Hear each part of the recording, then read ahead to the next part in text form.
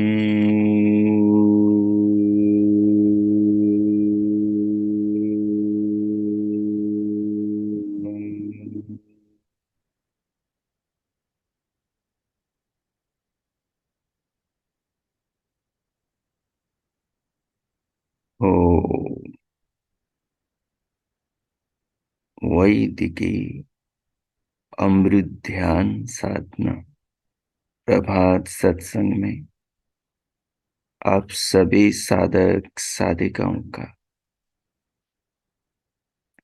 उपासक उपासिकाओं का हार्दिक स्वागत है।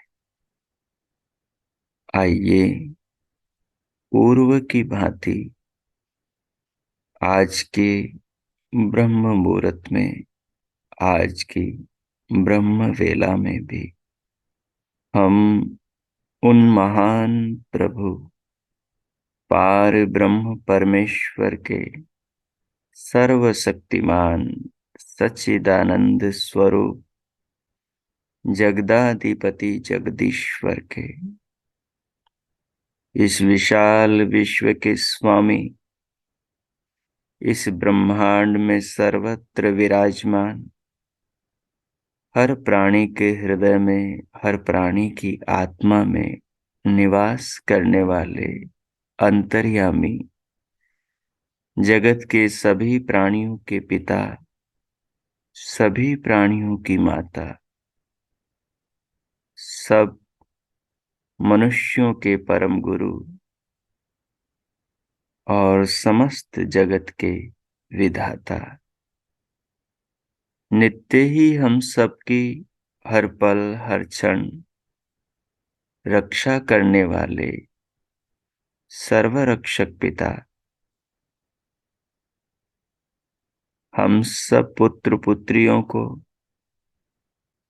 हम सबकी अंतर्भावनाओं को,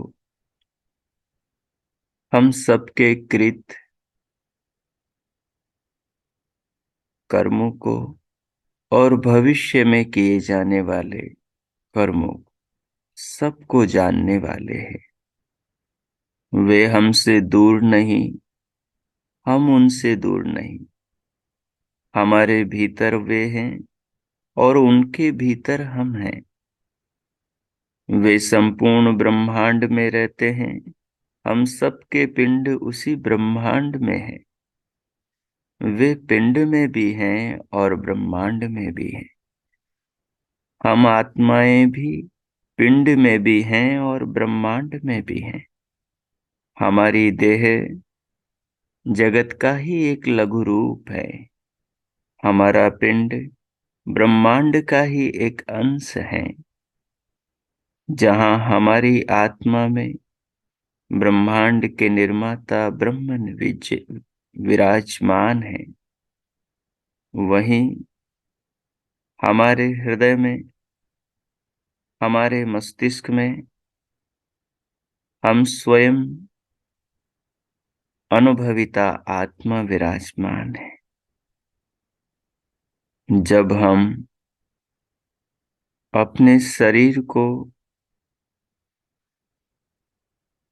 भीतर से, उसके भीतर के विज्ञान को, जब हम जगत को, जगत के भीतर परमात्मा के बनाए पदार्थों को, जब हम शरीर से जगत का पिंड से ब्रह्मांड का अध्ययन करने लगते हैं तो परमात्मा हमें अपने अति करीब नजर आने लगता है। हर वस्तु में, हर पदार्थ में, जीवन के हर क्षण में, हर पल में विधाता ही सर्वत्र अपने नियमों में सृष्टि के सब पदार्थ जिन नियमों और व्यवस्थाओं से बन रहे हैं उनमें छिपे हुए प्रतीत होने लगते हैं। जब हम अपने शरीर में उतरते हैं तो मानो हम संसार में उतरने लगते हैं। जब हम अपनी देह का अध्ययन करने लगते हैं तो मानो हम जगत का अध्ययन करने लगते हैं। जब हम अपने पिंड के भीतर के रहस्यों को समझने लगते हैं तो वहीं से ब्रह्मांड के रहस्यों के द्वार खुलने लगते हैं।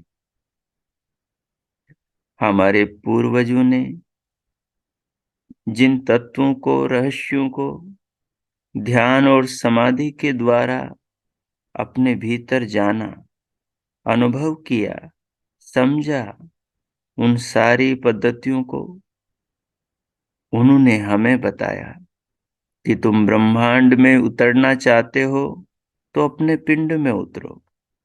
तुम जगत को जानना चाहते हो तो तुम अपने शरीर को जानो, देह को जानो। तुम संसार को समझना चाहते हो तो पहले तुम अपने शरीर को समझो। परमात्मा को पाना चाहते हो पहले अपने आत्मा को पाओ। परमात्मा को जानना चाहते हो पहले तुम अपनी आत्मा को जानो। परमात्मा के कार्यों को समझना चाहते हो तो पहले शरीर में, देह में अपनी आत्मा के कार्यों को समझो। जब तुम अपनी चेतना के अनुभव से ओतप्रोत हो जाओगे, चेतना की अनुभूति से अपने आप को भर लोगे कि चेतना का अनुभव कैसा होता है, तो परमात्मा की अनुभूति को भी समझ पाओगे। शरीर में चेतना के होने से शरीर के भीतर के कार्यों को होता हुआ जानोगे तो फिर जगत में जो कार्य हो रहे हैं उनके पीछे बैठे उन कार्यों के कर्ता परमात्मा को भी जानने लगोगे। कैसे देह के अंग चेतना के होने से कार्य कर रहे हैं, उसी विज्ञान के आधार पर कैसे जगत के अंग, ब्रह्मांड के अंग काम कर रहे हैं, उनके पीछे बैठी विश्व चेतना को भी समझने लगोगे। पिंड में जो क्षुद्र चेतना, जो अणु स्वरूप मस्तिष्क हृदय में रहने वाली चेतना को जब भीतर उतर के अंदर के विज्ञान से ही समझने लगोगे तो ब्रह्मांड में सर्वत्र विराजमान विश्व चेतना के द्वारा मानव शरीर के जैसे अंग मानव की चेतना के द्वारा कार्य करते हैं। मानव की चेतना की इच्छा से उसके हाथ चलते हैं, उसकी उंगलियां चलती हैं, उसके नेत्र चलते हैं, उसका मन चलता है, उसकी देह के सब अंग प्रत्यंग कार्य करते हैं। ठीक उसी प्रकार से परमात्मा चेतना के द्वारा ब्रह्मांड की वस्तुएं कार्य करती।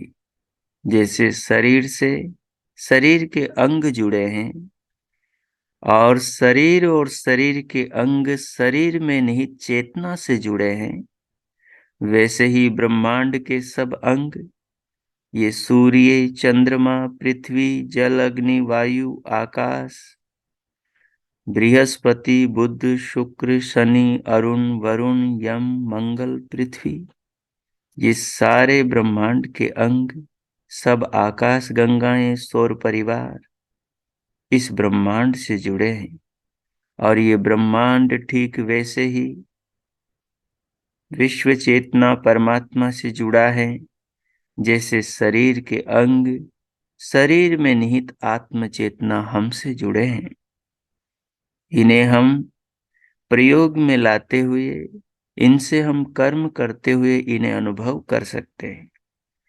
ठीक उसी प्रकार ब्रह्मांड में सब ब्रह्मांडीय वस्तु में जो क्रियाएं हो रही है, उन क्रियाओं को हम विश्व चेतना से जोड़कर अनुभव कर सकते हैं। सब संसार के पदार्थों का नामकरण जगती के निर्माता विधाता का किया हुआ है। उसके ज्ञान के भंडार वेदों को जब हम पढ़ते हैं तो पाते हैं कि इस सूर्य का नाम सूर्य उसी ने ही रखा है, इस चंद्रमा का नाम चंद्रमा उसी ने रखा है, इस भूगोल का नाम भूगोल भूमि उसी विधाता ने रखा है, इस जल देवता अग्नि देवता का नाम उसी ने अग्नि और आप रखा है, वायु देवता को उसी ने वायु और मातरिश्वा कहा है। वे विधाता ही हमारे भीतर संकल्प और विकल्प के काम को करने वाले यंत्र का नाम मन बताते हैं। उन्हीं विधाता ने हमारी आत्मा चेतना का स्थान मस्तिष्क में सिर के भीतर बताया हृदय में है। उसी विधाता ने हमारे शरीर के सब अंगों का नामकरण किया है। वहीं से हमें पता लगता है, जिन पर चलते हैं उन्हें पाद कहते हैं, पांव कहते हैं। जिनसे हम क्रियाएं करते हैं जीवन निर्वाह की, उन्हें हम हस्त कहते हैं, उंगलियां अंगुष्ठ कहते हैं। जिससे हम बोलते हैं उसे वाणी और मुख कहते हैं। जिनसे हम सुनते हैं उन्हें श्रोत कहते हैं। और जिससे हम विधाता के इस दिव्य लोक का दिव्य दर्शन करते हैं, उन्हें ज्ञान चक्षु और चर्म चक्षु आंखें चक्षु कहते हैं। तो सृष्टि के प्रत्येक पदार्थ का नामकरण जगती के निर्माता वे ही विधाता भगवान करते हैं। उनका दिव्य दर्शन हम बौद्धिक दर्शन संसार में सर्वत्र कर सकते हैं, लेकिन परमात्मा तक पहुंचने के लिए, ब्रह्मांड के रहस्यों में उतरने के लिए हमें पिंड से होकर, अपने शरीर से होकर, अपनी आत्मा से होकर गुजरना होता है। जब हम देह और चेतना के अंतर को समझते हैं, जब हम आत्मा और शरीर के अंतर को समझते हैं, जैसे भगवान कृष्ण और महर्षि वेदव्यास पूर्व की चली आ रही वैदिक परंपराओं के आधार पर अर्जुन को युद्ध के मैदान में शरीरों में हुए मोह से मुक्ति दिलाने के लिए आत्मा के तत्व ज्ञान का उपदेश कर रहे हैं। जब मानव अपनी चेतना से शरीर की पृथकता का अनुभूति से देह में बैठकर ध्यान द्वारा प्रत्यक्ष करता है, वो जानता है कि देह में जानने वाला तत्व तो मैं आत्मा हूं। मैं प्रत्यक्ष अनुभव कर रहा हूं कि शरीर में जो मैं जान रहा हूं, मैं अनुभव कर रहा हूं, मैं सुन रहा, मैं देख रहा, मैं स्वाद को अनुभव कर रहा हूं, मैं स्पर्श को अनुभव कर रहा हूं, यह अनुभविता आत्मा में स्वयं हूं। शरीर के तल पर इंद्रियों से जो भी अनुभव हो रहे हैं, वे अनुभव मुझे हो रहे हैं। जब वो ऐसा जानता है, जिस देह के अनुभव हो रहे हैं वो देह परिवर्तनशील है। उस देह के बचपन को मैंने अनुभव किया, उस देह की जवानी को मैंने अनुभव किया, उस देह के बुढ़ापे को मैं अनुभव कर रहा हूं। मैं देख रहा हूं कि देह को जब रोग घेर लेते हैं, तब भी मैं वैसा ही होता हूँ। विकार तो देह में होते हैं, विकारों से अज्ञानवश प्रभावित मैं होता हूँ। परंतु जब देह और आत्मा का अंतर समझ में आता है, तो परमात्मा और संसार का अंतर समझ में आता है।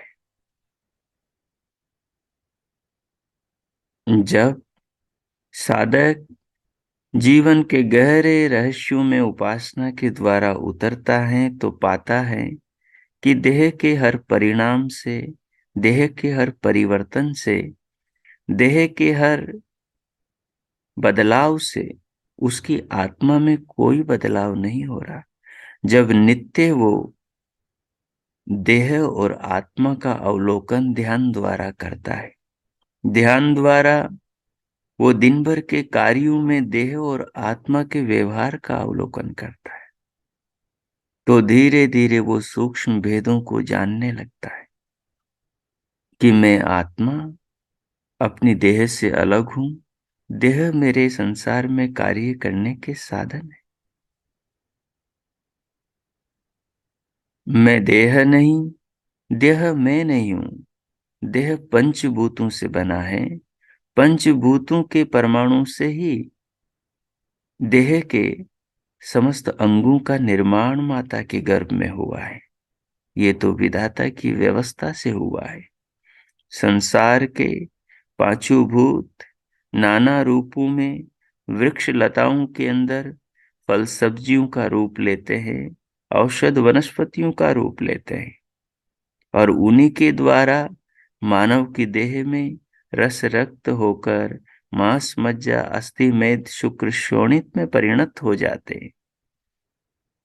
ईश्वर की व्यवस्था से वही शुक्र शोणित से मेरी देह का निर्माण होता है, और इन्हीं वनस्पति और औषधियों के पदार्थों से निरंतर ये देह संसार में जीवित रहता है। आत्मा का विकास, आत्मा का ह्रास कभी नहीं होता।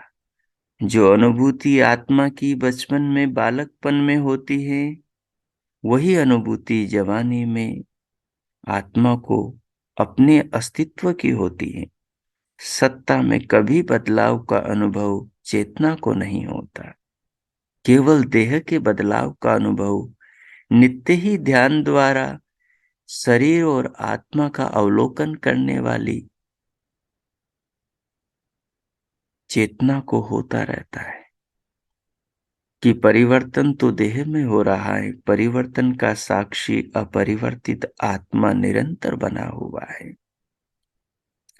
जब इस प्रकार गूढ़ता से साधक साधिकाएं, उपासक उपासिकाएं अपने शरीर और अपनी आत्मा का अवलोकन करते हैं, तो उनके सामने निरंतर देह के प्रति आसक्ति कम होती चली जाती है, देह के प्रति मोह घटता चला जाता है, फिर कर्तव्य के प्रति समर्पण बढ़ता चला जाता है, फिर धर्म के प्रति समर्पण बढ़ता चला जाता है, फिर निष्ठा ईश्वर में, ईश्वर के आदेशों में बढ़ती चली जाती है। मानव ये देखता है कि किसी आत्मा का किसी आत्मा से कोई संबंध नहीं है, सारे संबंध रिश्ते शरीरों के हैं। शरीरों के रिश्तों के लिए आत्मा के पूरे जीवन को, जो उसे देह के जन्म के साथ देह के वियोग तक मिलता है, उसका पतन नहीं करना चाहिए। अर्जुन को श्री कृष्ण इसी तत्व को समझा रहे हैं कि जो लोग अपनी प्रतिज्ञाओं के कारण एक पापी के पक्ष में खड़े होकर युद्ध के मैदान में लड़ने के लिए तुम्हारे सम्मुख खड़े हैं, वो भी जानते हैं कि तत्वतः विजय तुम्हारी होगी। वो भी जानते हैं कि वो वास्तव में अधर्म के पक्ष में खड़े हैं और तुम धर्म के पक्ष में हो। इसलिए वो ये भी जानते हैं, क्योंकि उनके ऊपर जिसके पक्ष में वो लड़ रहे हैं, उनका जो ऋण है वो उस ऋण से इसी देह इसी जीवन में उऋण होना चाहते हैं। वो अगले जीवन में इस पापी के बोझ को ढोकर नहीं जाना चाहते हैं। इसलिए वो अपने देहों के त्याग के लिए भी यहाँ युद्ध में खड़े हैं। तुम इस तत्व को समझो। वो भी अपने शरीर के मोह में यहाँ नहीं खड़े हैं, फिर तुम क्यों उनके लिए मोहित हो रहे हो? एक दिव्य दर्शन, एक महान दृष्टिकोण श्री कृष्ण अर्जुन को दे रहे हैं। हम सब के लिए ये उपदेश सराहनीय है कि हम इस उपदेश से अपने जीवन को समझें। भगवान सब ओर से हमें देख रहे हैं। ईश्वर सब ओर से हमें जान रहे हैं। हमें वही मिलता है जो हम अच्छा और बुरा संसार में करते हैं। अगर हम शरीरों के लिए, रिश्तों नातों के लिए अज्ञान, स्वार्थ, लोभ, लालच और मोह पूर्वक अधर्म और अन्याय करते हैं, तो उसका दंड भगवान हमें अवश्य देता है, क्योंकि भगवान हमारा सर्वथा कल्याण चाहते हैं। और हम अपना कल्याण नहीं करेंगे तो वे हमें अवश्य दंड देंगे अपने सुधार के लिए। सो आइए इस जीवन के दर्शन को, इस जीवन के रहस्य को समझे, जीवन को सुलझाने का प्रयास करें। नातों के बंधनों से, मोह के बंधनों से ऊपर उठकर अपनी शाश्वत आत्मा को देखने का प्रयास करें। आत्मा को परमात्मा ने ये शरीर किस हेतु दिया है, उस प्रयोजन पर दृष्टि डालने का प्रयास करें। उस प्रयोजन के लिए शरीर के एक एक क्षण को, एक एक पल को जीने का प्रयास करें। उससे हमें नया दृष्टिकोण मिलेगा। उससे हम जीवन के हर क्षण में अपनी आत्मा को आगे रखकर शरीर को आत्म कल्याण के लिए प्रयोग कर पाएंगे। अन्यथा हम विचार, संस्कार जो चित्त में वृत्ति बनकर चल रहे हैं, इन्हीं से प्रभावित होकर अपनी आत्माओं को इन्हीं संस्कारों के वशीभूत करके नाना प्रकार के संबंधों के मोहबंधनों में बंधकर अपनी उन्नति के अवसर को, महान मनुष्य जीवन के इस महान अवसर को खोते रहेंगे। इसलिए आइए, जिस आसन पर बैठे हैं, जो आलती पालथी लगा रखी है, उसे व्यवस्थित करें। कमर, पीठ और गर्दन को सीधे सहज रखते हुए, हथेलियों को गोद में रखते हुए, सिर से पांव तक पूरे शरीर को अनुभव करते हुए, अपने मुखमंडल पर एक माधुर्य मधुरिमा को लाते हुए, मन में प्रसन्नता, चित्त में एकाग्रता और हृदय में धैर्य रखते हुए, मन में शांति रखते हुए पूरे शरीर को अनुभव करें। फिर बाहर से भीतर आने वाली प्राणियों के जीवन का प्रतिपल रक्षा करने वाली प्राण वायु को गहरी लंबी लयबद्ध करके धीरे धीरे भीतर अनुभव के साथ मिले। ये प्राण वायु उस प्राण पिता परमात्मा का प्रेम है। इसे उसी सद्भावना के साथ ग्रहण करें। ये जीवन को पल पल जीवंत रखने वाली ऊर्जा है। इस प्राणवायु में अनंत औषधियों की, जल, अग्नि, वायु, आकाश की औषधियों, वनस्पतियों की नाना शक्तियां आ रही है। जिनका निर्माण करके परमात्मा हमारे जीवन की रक्षा कर रहे हैं। प्रभु के प्रति आस्था रखते हुए बहुत प्रेम और श्रद्धा के साथ में बाहर से भीतर आने वाली प्राणवायु को ग्रहण करें।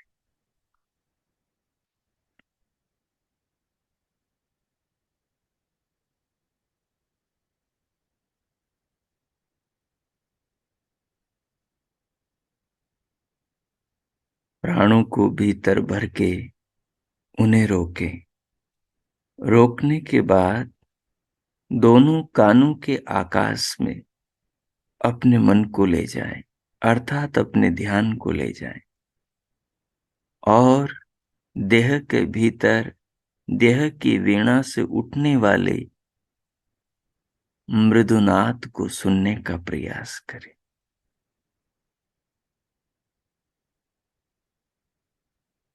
इन अनुभूतियों के क्षणों में विचार न करें, विचार का बिल्कुल प्रयोग न करें। मेरे सुझावों पर भीतर अनुभव करें।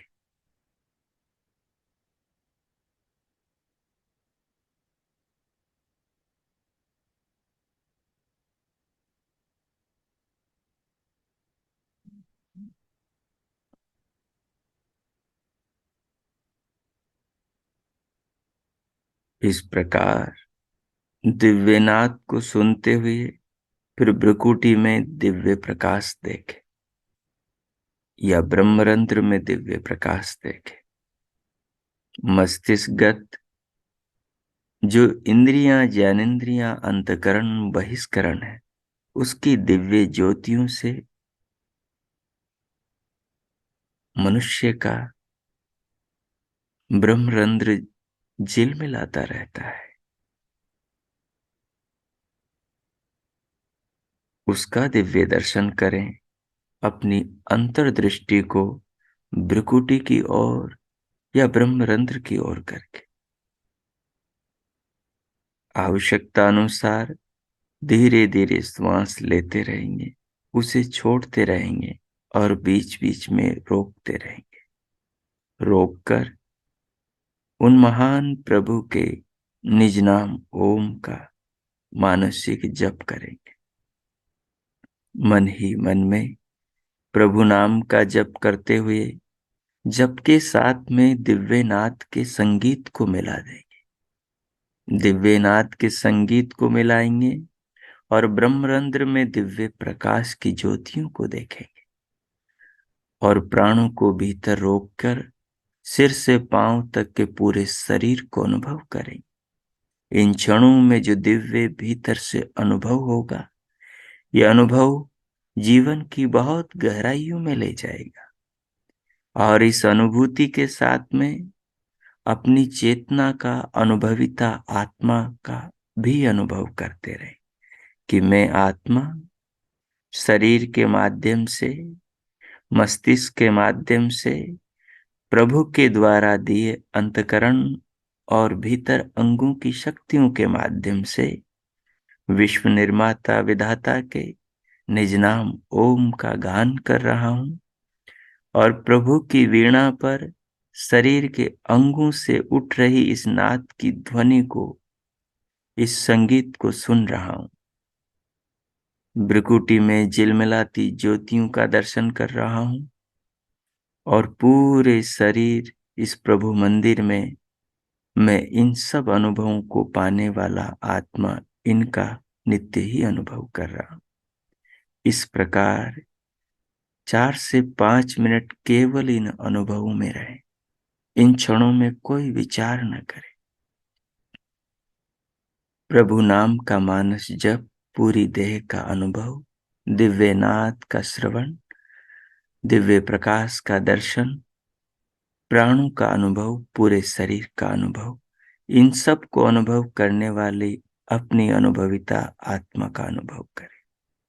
तत्पश्चात अगले 5 मिनट जो अभी हमने चिंतन किया है, जो देह से जगत को, पिंड से ब्रह्मांड को, आत्मा से परमात्मा को जोड़ने वाला है और आत्मा को शरीर से अलग शरीर को आत्मा से अलग अनुभव कराने वाला है।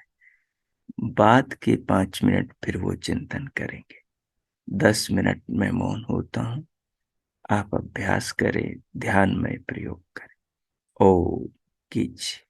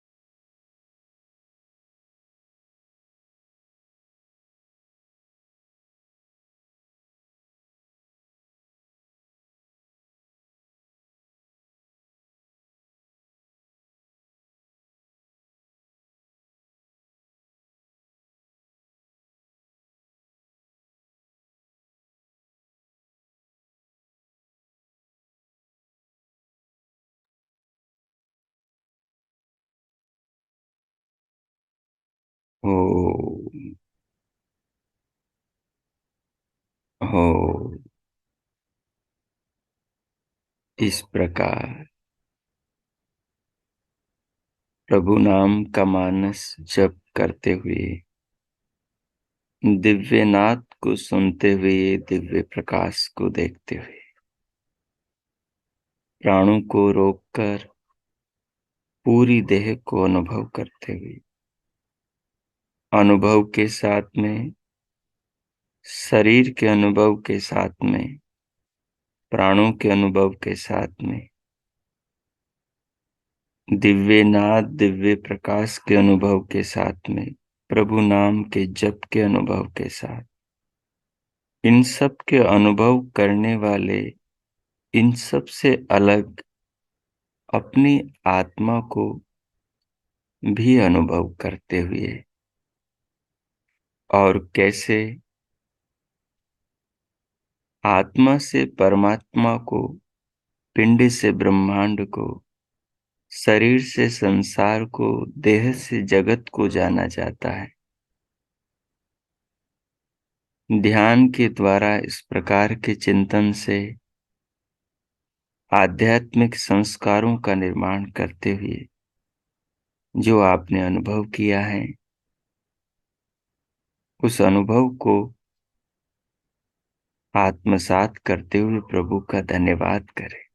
इस महान मानव जीवन के लिए, इस दुर्लभ देह मनुष्य शरीर के लिए प्रभु का हृदय से, आत्मा से धन्यवाद करें, और धन्यवाद के भाव के साथ फिर भीतर से बाहर स्क्रीन पर आए। दोनों हथेलियों का घर्षण करते हुए मुखमंडल का स्पर्श करें। इस पावन भाव के साथ उंगलियों के मध्य से पलकें खोलते हुए फिर भीतर से बाहर आए। ओ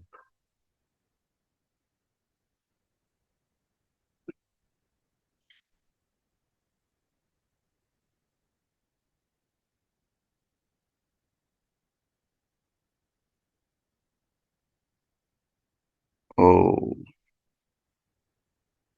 जैसा कि हम ध्यान के उपरांत महर्षि वेदव्यास की महान रचना महाभारत के एक भाग विशेष, जिसमें श्री कृष्ण का पार्थ अर्जुन को संसार के मोहबंधनों से मुक्ति दिलाने वाला महान गीता का ज्ञान है, जिस ज्ञान में दर्शनों का, उपनिषद और वेदों का महान संदेश है। आत्मा से शरीर, शरीर की पृथकता, आत्मा की अजर अमरता और शरीर की नश्वरता, धर्म की श्रेष्ठता और अधर्म के हीन भाव को विशेष रूप से नाना प्रकारों से श्री कृष्ण द्वारा अर्जुन को समझाया जा रहा है। आइए उसी चिंतन को आगे बढ़ाते हुए आज हम द्वितीय अध्याय के 20वें श्लोक का अध्ययन करेंगे। उससे पूर्व आचार्य शंकर की अद्वैत परक मान्यता का खंडन करते हुए पंडित आर्य मुनि जी, जो उन्होंने एकांश में कहीं कठोपनिषद का श्लोक का भाव वर्णन किया है पूर्व, उस श्लोक का मुख्य तात्पर्य क्या है उसको यहाँ दिखाते हुए 20वें श्लोक का अध्ययन करेंगे। सो देखिए, कठोपनिषद का यह महान श्लोक, एतत् आलम्बनम श्रेष्ठम एतत् आलम्बनम परम, एतत् आलम्बनम ज्ञात्वा ब्रह्मलोके महीयते। ये कठोपनिषद का श्लोक है और इसका अर्थ है एतत् आलम्बनम। किसका आलम्बन? उस परम तत्व का आलम्बन और वो परम तत्व है ओम। कह रहे हैं ओम शब्द का अर्थ ब्रह्म, जो पूर्व प्रतिपादन किया गया है, वही आलंबन, सहारा उपासक के लिए श्रेष्ठ है। वही सहारा परम है, सबसे बड़ा सहारा है। इसी आलंबन को जानकर ब्रह्मलोक में महीयते अर्थात पूजा जाता है। कौन? जो इस आलंबन को जीवन में धारण करके जीवन को श्रेष्ठ बनाता है, वो महापुरुष। जो जीवन में परमात्मा के नाम को, ओम को, सर्वरक्षक परमात्मा के भाव को धारण करके जीवन में ईश्वर के आदेश के अनुरूप जीवन को जीता है, ऐसी महान आत्मा की पूजा अर्थात उसका सत्कार, सम्मान विद्वानों के बीच में, श्रेष्ठ लोगों के बीच में होता है। तो उसी के लिए कह रहे हैं कि इसी आलंबन को जानकर ब्रह्मलोक में, यानी ब्रह्मवादियों के लोक में, ब्रह्मवादियों के नगर में, यानी ब्रह्म को जानने वाले लोगों की सभा में, समिति में, उनके समूह में महीयते पूजा जाता है, अर्थात ब्रह्मदर्शी लोगों में श्रेष्ठ समझा जाता है। कौन? जो इस ओम का आलंबन करके जीवन का महान निर्माण करता है, वो साधक, वो साधिका, वो उपासक, वो उपासिका। इस प्रकरण के विषय में विषय वाक्यों से यह गीता के श्लोक लिए जाते हैं। अब आगे देखें।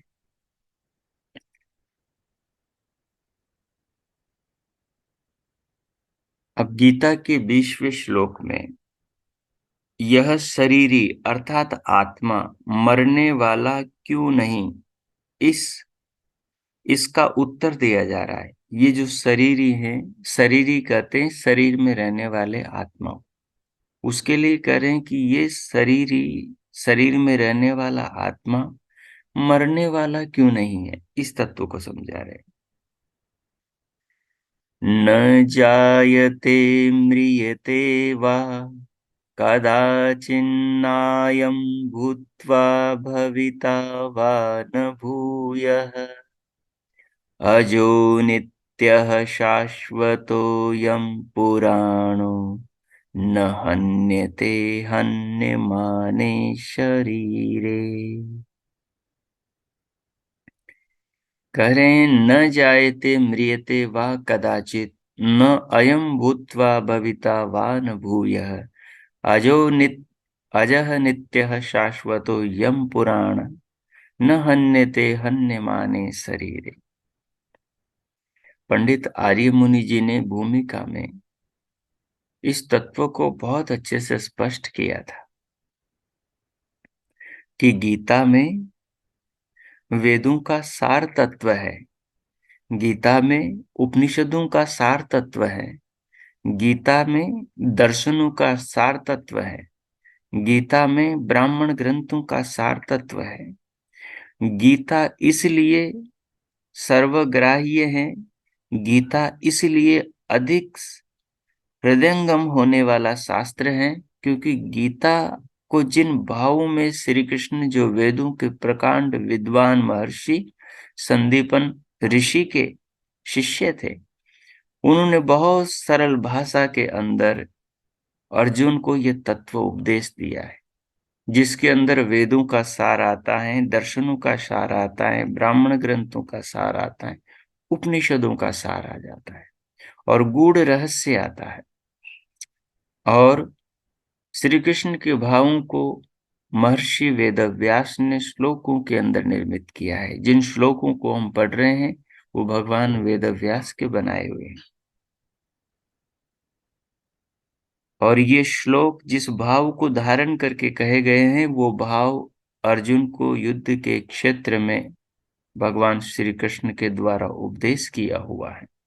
तो देखिए किस प्रकार से समझा रहे हैं कि शरीर से आत्मा अलग है और आत्मा न मरने वाला है न मारा जाने वाला है। पीछे समझाया जो शरीर को मरने वाला और मारा, जो आत्मा को मरने वाला और मारे जाने वाला समझता है, वो दोनों ही आत्मा के तत्व को नहीं जानते। जब आप दर्शन पढ़ेंगे तो दर्शनों के अंदर नाना युक्तियों के द्वारा इन्हीं बातों की सिद्धि करवाते हुए महर्षि मिलेंगे आपको। लेकिन उन्हीं चीजों को अत्यंत सरल भाषा में यहाँ श्री कृष्ण के द्वारा अर्जुन को समझाया जा रहा है।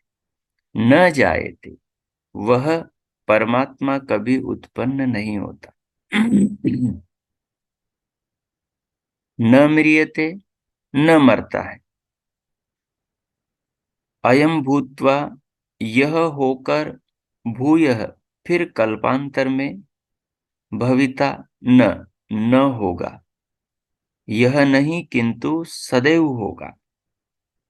वह अज, वह अज है, वह नित्य है, शाश्वत, अर्थात वो निरंतर, पुराण प्राचीन, सदा से है, न हन्यते हन्यमाने शरीरे, शरीर के नाश होने से वह नाश नहीं होता।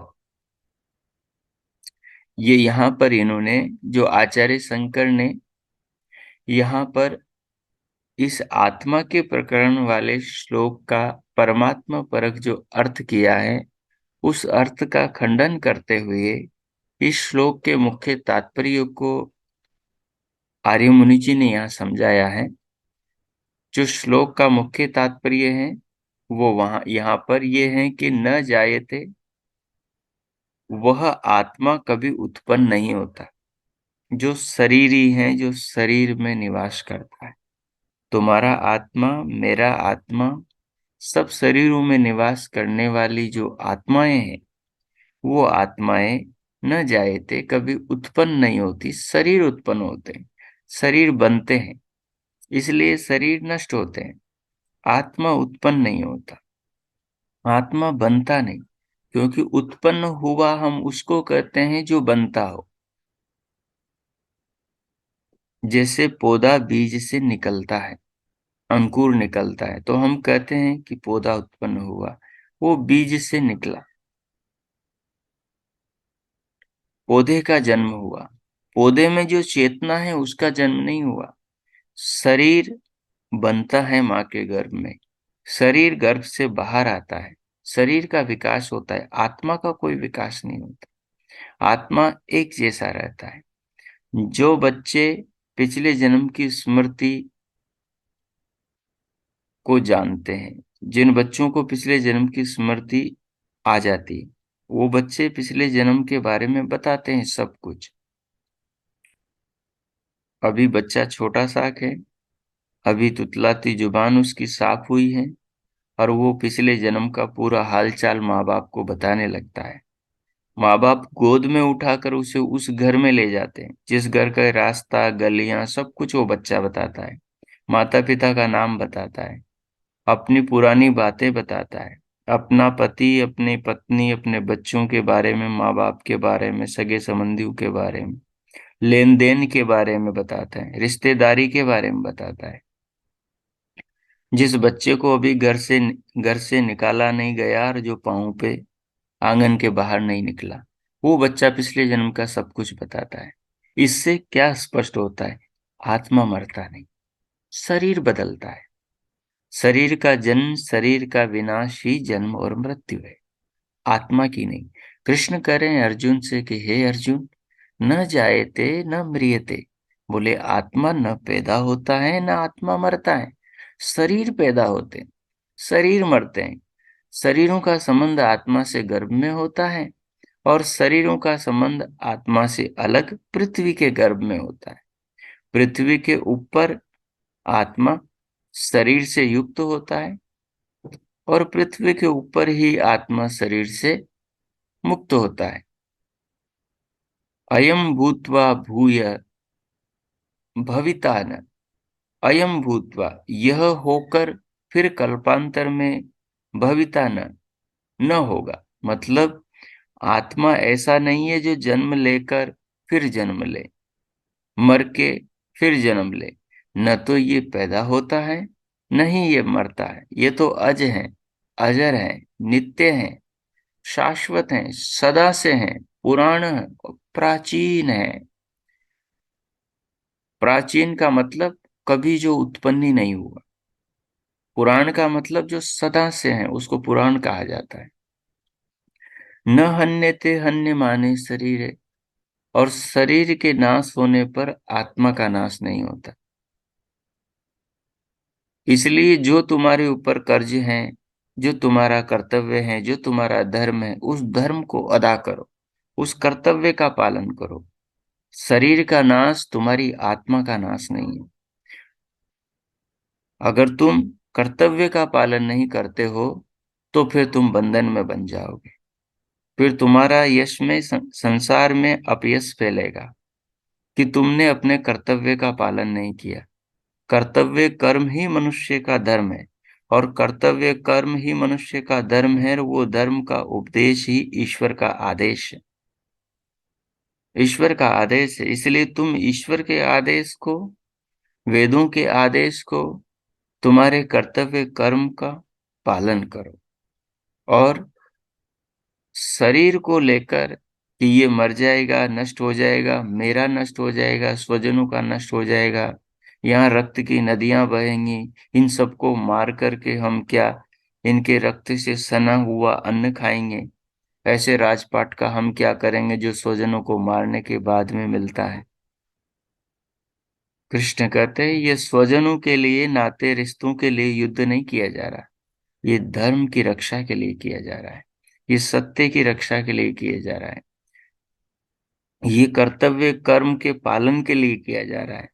जो शक्तियां जो शक्तियां अनीति अन्याय के पक्ष में खड़ी हो गई हैं, जिन्होंने लाक्षागृह में तुम्हें, तुम्हारे परिवार को जलाने का प्रयास किया गया, जिसने तुम्हारा राजपाट छीन लिया, जिन्होंने छल कपट पूर्वक द्यूत क्रीड़ा के द्वारा तुम्हारी पत्नी तक को छीन लिया, छीनने का दुस्साहस किया, उसका अपमान किया, और सारे ये जो युद्ध के मैदान में तुम्हारे स्वजन खड़े हैं, ये देखते रहे, सुनते रहे, किन्हीं ने साहस करके दुर्योधन को दंड नहीं दिया। राजा धृतराष्ट्र देखता रहा, उसने अपने पुत्र को रोका नहीं। दुर्योधन की मां गांधारी ने द्रौपदी को इन सबको श्राप देने नहीं दिया। ये सब जो यहाँ तुम्हें स्वजन नजर आते हैं, ये नातों की, रिश्तों की जो सीमाएं हैं, मर्यादाएं हैं, उन सबको लांघ चुके हैं। इनमें धर्म कहीं भी जीवित नहीं, इनमें रिश्ते नाते, इनमें संबंध कहीं भी जीवित नहीं। ये संबंधों को तो तभी मार चुके थे जब तुम्हें लाक्षागृह में ये जला चुके थे। जब तुम्हारी पत्नी को भरी सभा में इन्होंने अपमानित किया था, तभी ये नाते रिश्तों की सीमाओं को लांघ चुके थे। जब एक सुई की नोक पर आने के बराबर धरती देने के लिए भी इनकार कर दिया था, तभी ये तुम्हें मार चुके थे, तभी रिश्तों को खत्म कर चुके थे। जिनके अंदर रिश्तों के नाम पर जरा स्थान नहीं है, जो रिश्तों को कोर्ट कचहरी में पहुंचा चुके हैं, जो रिश्तों को नीलाम कर चुके हैं, जो रिश्तों संबंधों की हत्या कर चुके हैं, ऐसे हत्यारों के प्रति तुम्हारे मन में मोह जाग रहा है? जो धर्म की, ईश्वर के आदेश की, जो मानवता की सारी हदें लांघ चुके हैं, जो संसार और समाज के अंदर अपने अपयश को फैला चुके हैं, जो ये सिद्ध कर चुके हैं कि ये समाज की रक्षा नहीं कर सकते, जो ये सिद्ध कर चुके हैं कि इनके लिए, इनके लालच के आगे, इनके अहंकार के आगे, इनके लोभ के आगे, राज्य की ऐष्णाओं की भूख के आगे संबंध कोई मायना नहीं रखते। भाइयों का संबंध, भाई भौजाई का संबंध कोई मायना नहीं रखता। स्त्री की इज्जत का संबंध कोई मायना नहीं रखता। जो दूसरों को, निरपराधियों को मारने तक की, छल पूर्वक रात में आग लगाने तक की घृणित योजना बना सकते हैं और ऐसे कृत्य कर सकते हैं, तुम उनके लिए विलाप कर रहे हो कि न योत्से कृष्ण गोविंदम, मैं युद्ध नहीं करूंगा, मैं इन स्वजनों को मार करके इनके रक्त से सने हुए अन्न को, यश को, कीर्ति को प्राप्त करके क्या करूंगा? इससे बढ़िया तो ये मुझे मार दे, मर जाना पसंद करूंगा। बोले ये कायरता है। यही नपुंसकता है। तू वीर होकर, धीर होकर, सर्वश्रेष्ठ धनुर्धर होकर ऐसी बातें कर रहा है, नश्वर शरीरों के मोहजाल में उलझ रहा है, धर्म को त्याग रहा है, नीति न्याय को त्याग रहा है, संसार के हित को त्याग रहा है, इन पापियों को जीवित छोड़ रहा है, इन पापियों के हाथों खुद मर और संसार को अनिष्ट की ओर धकेल रहा है। तो श्री कृष्ण ने इन सारी चीजों को अनुभव करते हुए अर्जुन को ये महान आत्मा का उपदेश दिया कि आत्मा मरने वाली नहीं है, न तेरी मरेगी न इन लोगों की मरेगी। ये लोग जो अन्याय कर रहे हैं इस अन्याय से छूट जाएंगे, और इनके अन्याय के कारण से जो संसार का जो नुकसान होगा, संसार की जो हानि होगी, आने वाली पीढ़ियां जो गर्त में जाएगी, उससे वो आने वाली पीढ़ियां बच जाएगी, संसार उस अंधकार से बच जाएगा। इसलिए इन विनाशकारी अनीति अन्याय के पक्ष में खड़ी शक्तियों को मार दे, इससे तुझे कोई पाप नहीं लगेगा। इनको मारने से तुझे विजय मिलेगी और संसार का राज मिलेगा और तेरा यश कीर्ति बढ़ेगी, और मरने के बाद तुझे स्वर्ग और मुक्ति मिलेगी।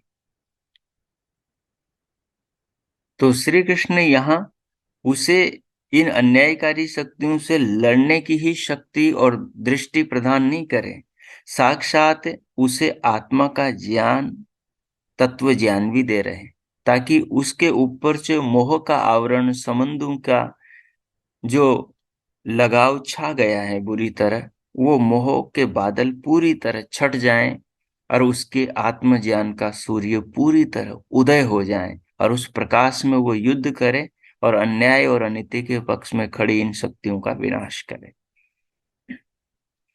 लेकिन आचार्य शंकर को इस वैदिक संदेश पर अपनी मोहर लगाते हुए संकोच नहीं हुआ। यहाँ कहीं पर भी परमात्मा का संदेश नहीं है, लेकिन आचार्य शंकर ने यहाँ जीव ब्रह्म की एकता ढूंढ ली, यहाँ परमात्मा को ढूंढ लिया। इस दृष्टि से कहीं पर भी उनका गीता पर जो भाष्य है वो ठीक नहीं ठहरता। उसी बात को पंडित आर्य मुनि जी यहाँ स्पष्ट कर रहे हैं। ननु, अच्छा, परमात्मा का तो तुम्हारे मत में शरीर ही नहीं, फिर यह कैसे कहा जा रहा है? आचार्य शंकर ने इस श्लोक का अर्थ करते हुए यहाँ आत्मा की जगह परमात्मा को घटाया। अब परमात्मा को घटाओगे तो परमात्मा का तो शरीर होता ही नहीं।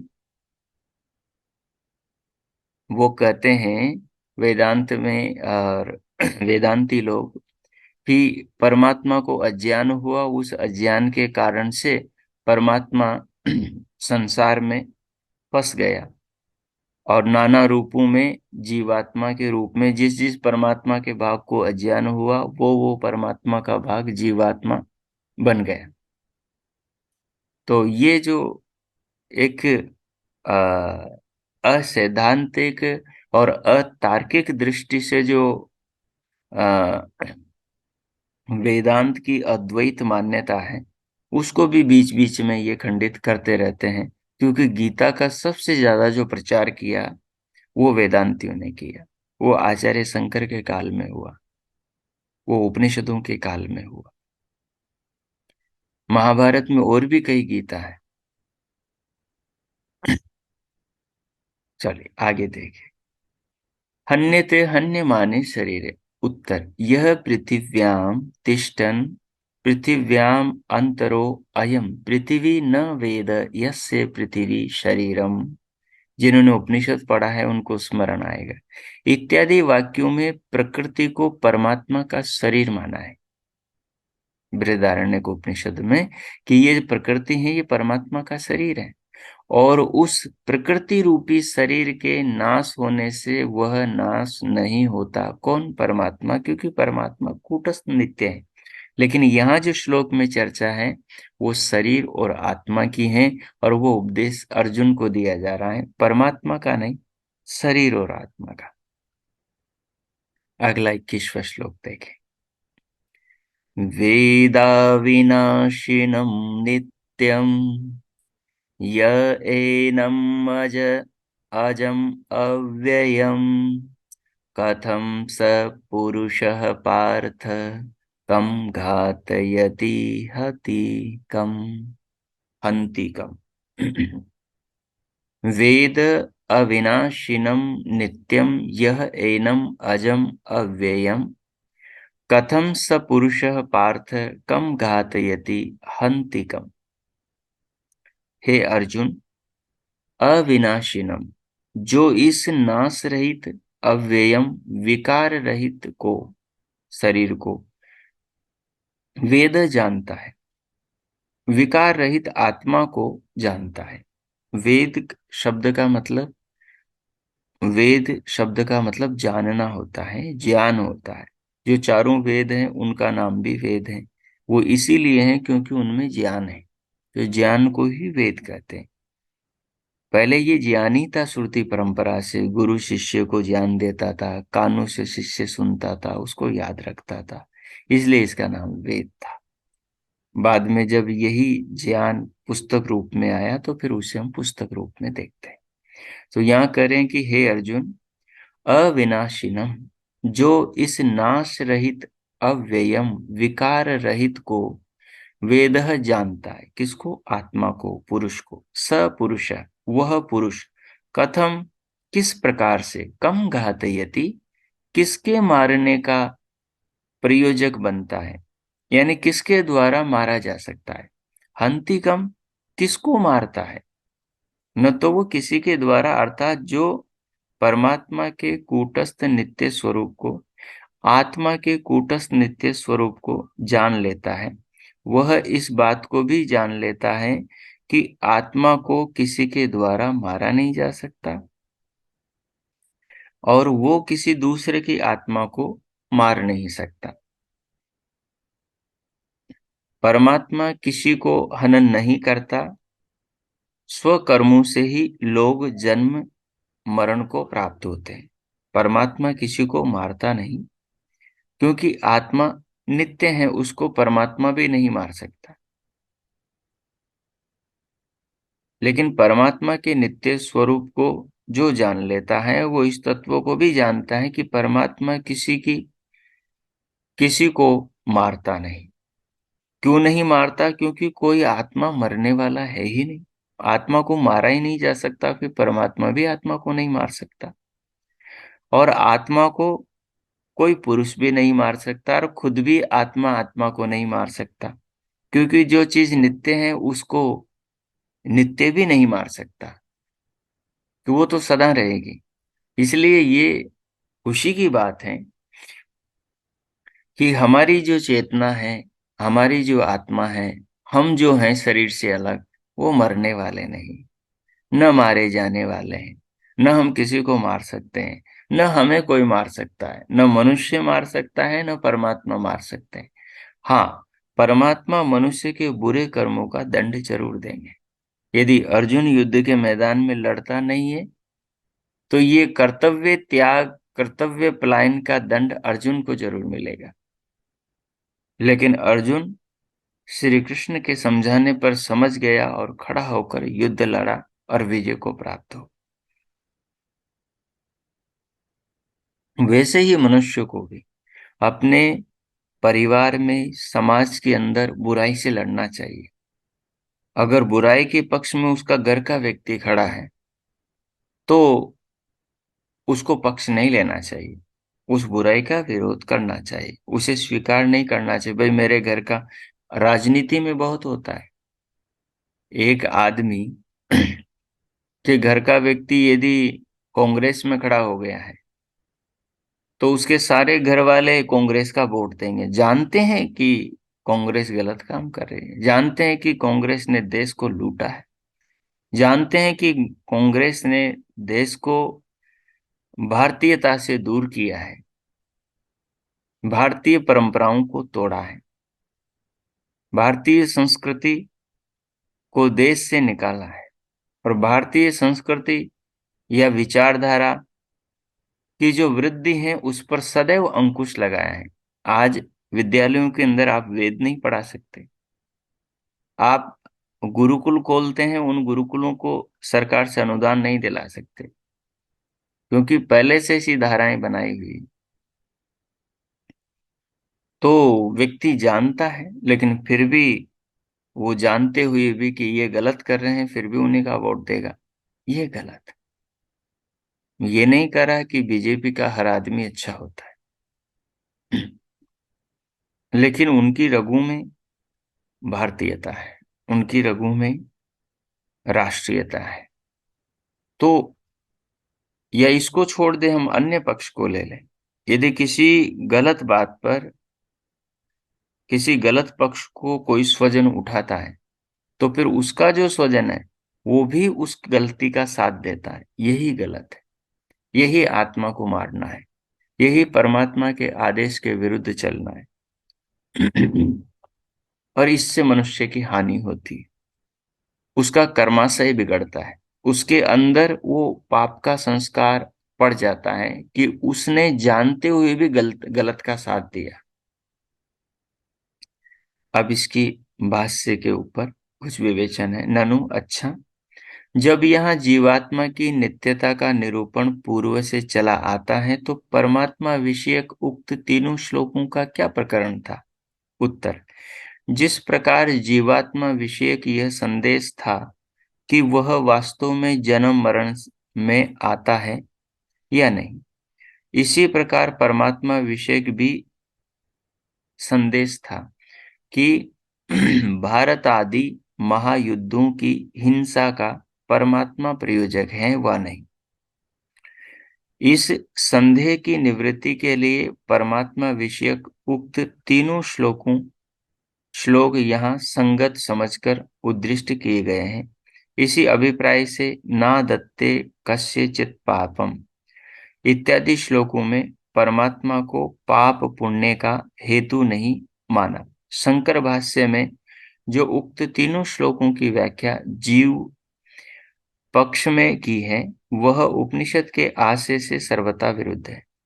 यदि यह कहा जाए कि शंकर मत में जीव ईश्वर दोनों एक है, तो उत्तर यह है कि प्रकरण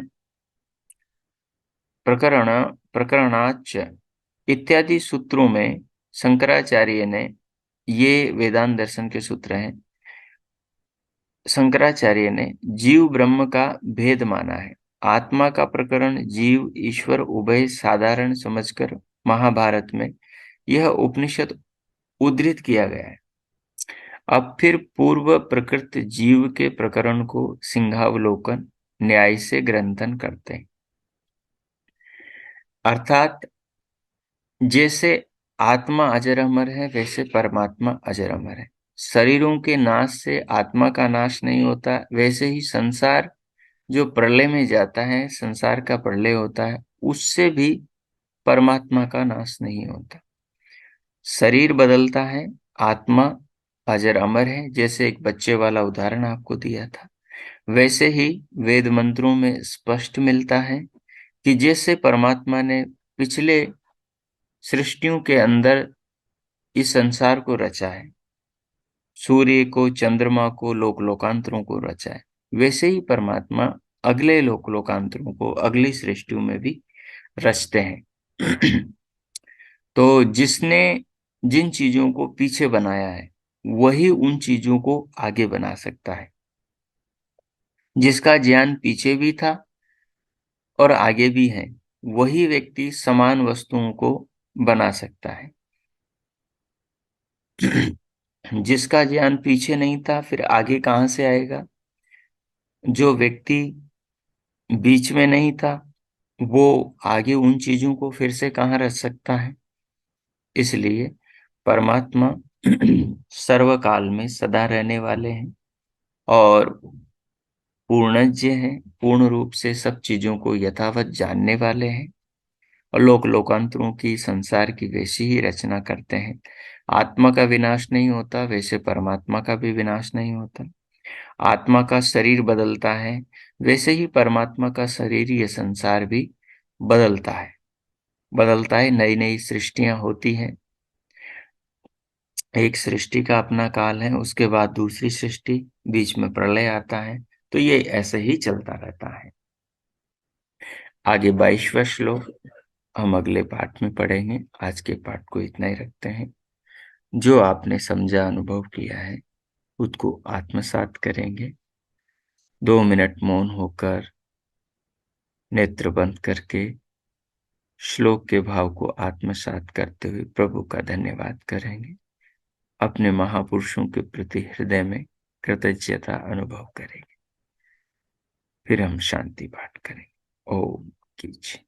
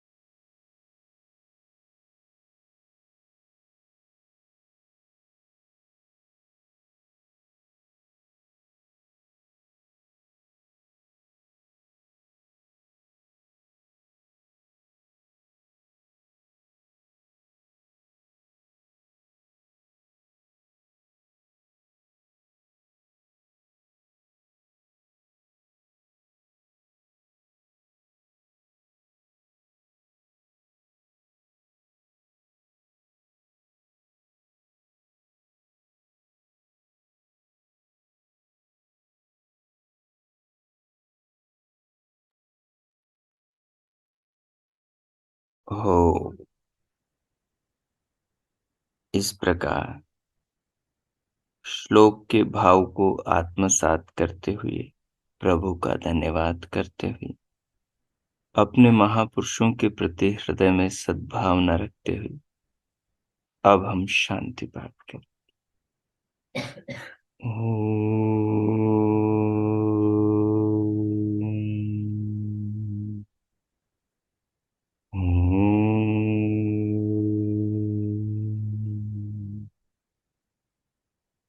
ओम शांति शांति शांति।